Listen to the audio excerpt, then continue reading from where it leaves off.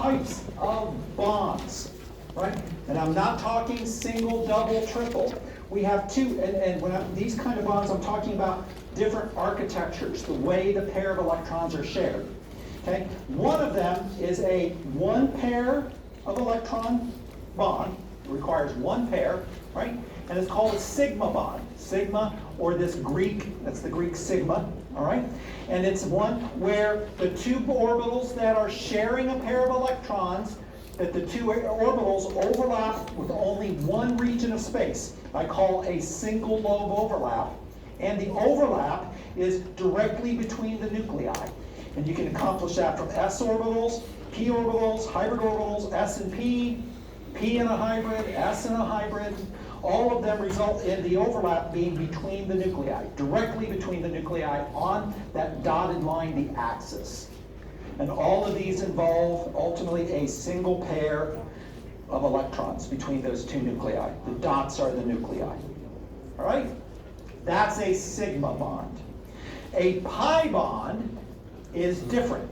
A pi bond is now again one pair of electrons. A pi bond is a single pair of electrons.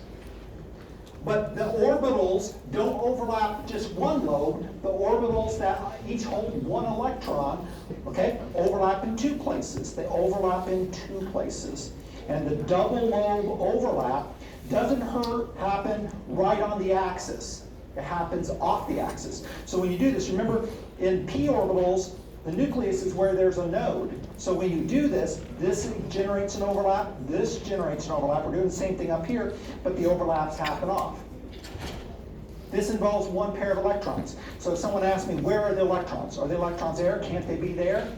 This is one, or this is one, right? So we could draw the electrons like this, or I could draw the electrons down there. They could be here or here, and I'm going to argue that you could draw it this way,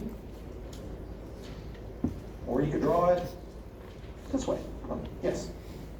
All of those are ways of saying there's two electrons in that two orbital overlap. One pair of electrons, pi bond. Okay? And so these require, so I show you a pp orbital overlap that causes this. This is the only one that I have drawn here, but you can have other pi bonds. You can have a pi bond between a p orbital and, let me get this right, a d orbital. Because this is a lobe overlap, there's one atom, separate atom, and there's your two overlaps. This creates a pi bond. Or I could have sloppy orbitals, a d orbital overlapping with a d orbital on another atom. There's your two lobe overlap. Notice how those are both, all of those are two lobes, and the interaction is not on the axis but off the axis. That's called a pi bond. Lots of ways to get there. Okay? All right, now, let's correlate sigma and pi bonds with single, double, triple. When we talk about a single bond, we have one pair of electrons. A double bond has two pairs. And a triple has three pairs. Right? And like we pointed out right at the end of the day, a sigma bond is a single bond. One pair of electrons. Sigma bonds are a single pair of electrons. Okay? If you have a double bond, then it's a sigma and a pi. Each of these is a pair of electrons. There's your two pairs. And if it's a triple bond, it's a sigma and two pi's. So a double bond is not a pi bond. A double bond has two pairs of electrons. A pi bond only has one pair. So a double bond is a sigma bond and a pi bond together. We're going to look at valence bond theory, how we make those today. All right? Had an email. Everybody clear on that? Yes? Yes? Okay. Had an email today from Dr. Taylor. She teaches the 8 and 9 o'clock classes. And she sent me an email somewhere. Where is it? She sent an email out. Let me read part of it to you here. Points out something important. Everybody, all, send it to all of us instructors. Today, in both my 8 a.m. and 9 a.m. classes, I was told that my students were being told by their PLTLers, or they had been told by a PLTL leader, that a lone pair counts as a sigma bond. Let me say that again, that a lone pair counts as a sigma bond. That is wrong. A lone pair isn't even, we're talking about bonding here. Lone pair is not even into bonding. A lone pair is not a sigma bond. A lone pair is not a sigma bond. A lone pair is not a sigma bond. All right? Chances are, we see this from every once in a while, actually all the time, we'll have students that will say, my PLTL leader told me this. Or actually she goes on and says, someone else piped up that their high school chemistry teacher told them the same thing. All right?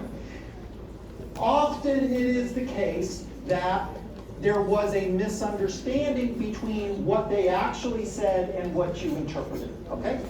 You might have been told the wrong thing, and we're all humans, they may make a mistake, all right? We have told our PLTL leaders that if this was a mistake that you made on your part, talk to your students now, fix it. And we've all been told, talk to all of our students, but realize that a lone pair is not a sigma bond. They don't even mean the same thing. Lone pairs aren't bonding. Okay? So make sure you're clear on that. And if you ever have a question, if we say something in here and it doesn't match what your PLTL leader said, let me know. All right? I'm not going to go back and browbeat the PLTL leaders, but I'm going to fix it. And I'm going to make sure they understand what's wrong. Every Monday night, Dr. Seibert and I, from 8 o'clock till a little after 9, meet with all of our PLTL leaders. I'm here every Monday night till a little after 9 because we're meeting with our PLTL leaders and we're going over content. We're going over the topics and we're explaining this stuff. And if they happen to have forgotten something, because it might have been a year since they saw it, we review it and we make sure they're versed. But every once in a while, someone walks away with something wrong or they're not clear on something, all right? So if that happens and it doesn't jive or it doesn't make sense, I say jive, it doesn't make sense, then, I'm not sure where that came from, flashback to the 70s, right? If that doesn't make sense, check with me. Check with me. Let me know if something's coming out that is a different message. We'll fix it. All right? Lone pairs are not sigma bonds. All right. So let's do some bonding, right? That involve pi bonds. Everything we've drawn up till now with valence bond theory has been sigma bonds. They've all been single bonds, right?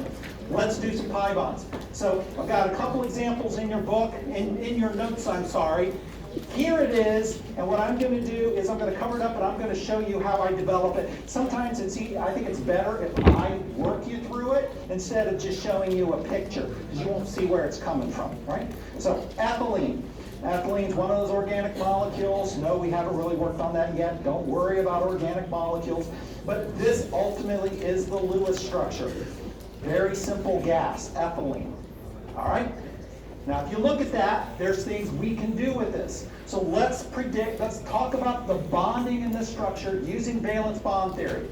So let's focus on the carbons. Both carbons are the same.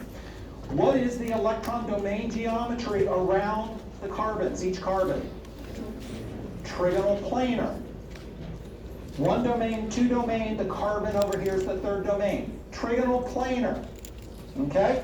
So when I look at my carbon, which atomically 2s2p is this, since it's trigonal planar, how many hybrid orbitals do I need?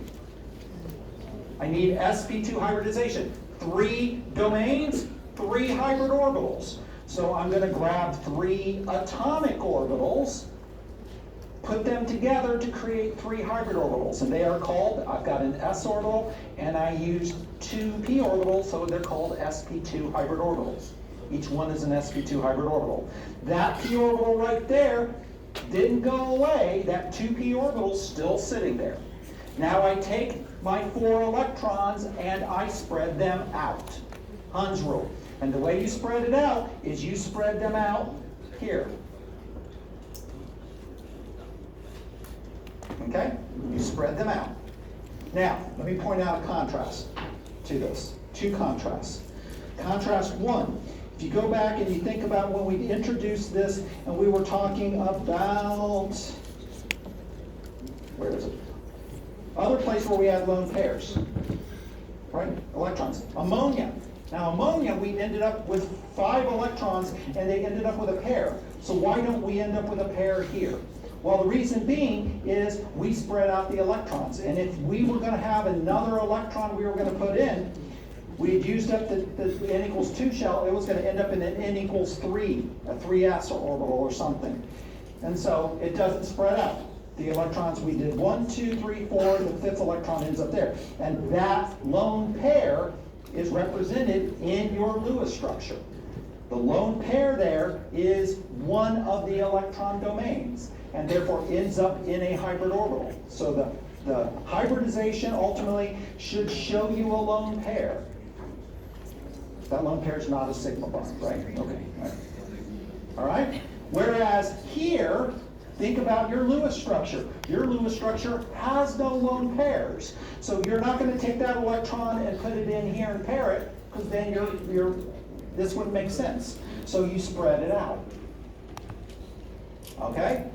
Now, let me show you one other example. Remember with SF4 that we just did, I took that electron and I didn't move it over here, spread it out, and I ended up not moving it over here, and I paired it up. It has a lone pair. So because it has a lone pair, I pair it up to make a lone pair. So I'm using the Lewis structure to give me information about how I spread those electrons out or not. All right? So I just wanted to make sure there wasn't confusion there about it. Hopefully I didn't just generate confusion.